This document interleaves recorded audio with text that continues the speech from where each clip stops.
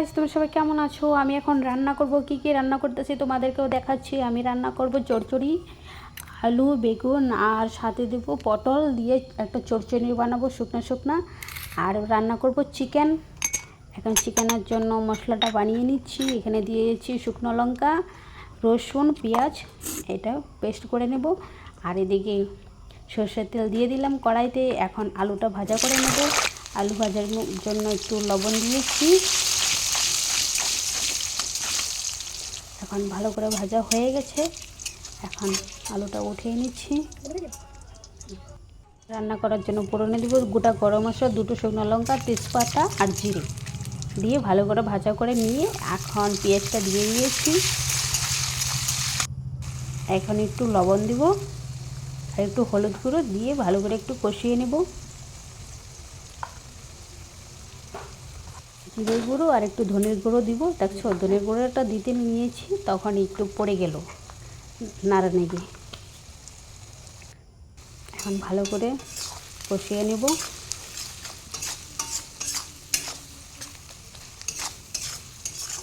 তার আগে বানিয়ে রেখেছিলাম যে মশলাটা, এখানে দিয়েছিলাম শুকনো লঙ্কা, রসুন, পেঁয়াজ বাটাটা, এখন দিয়ে দিলাম।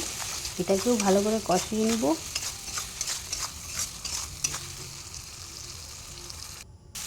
এখন চিকেনটা দিয়ে দিলাম। চিকেনটা ভালো করে কষানো হয়ে গেছে। দেখো, বেশি ভালো হয়নি, অল্প করে কষানো হয়েছে। এখন আলুটা দিয়ে দিলাম। আলুটা প্রথমে ভাজা করে রেখেছিলাম, এখন একটু ঢাকনা দিয়ে দিয়েছি। দেখো, চিকেন একদম ভালো করে কষানো হয়ে গেছে।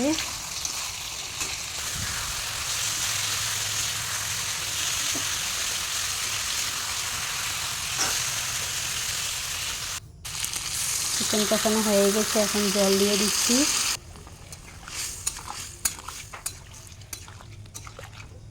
দেখো, একদম আমি গরমে ঘেমে গেছি, আর এদিকে তো চিকেন হচ্ছে।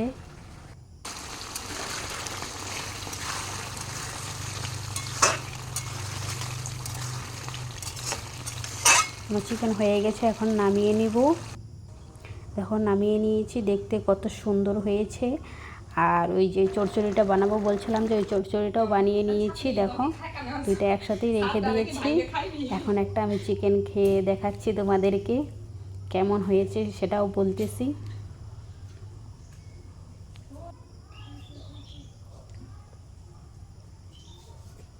দারুণ হয়েছে, দারুণ। আমার ভিডিওটা ভালো লাগলে লাইক, কমেন্ট, সাবস্ক্রাইব করতে বলবেন না। টাটা।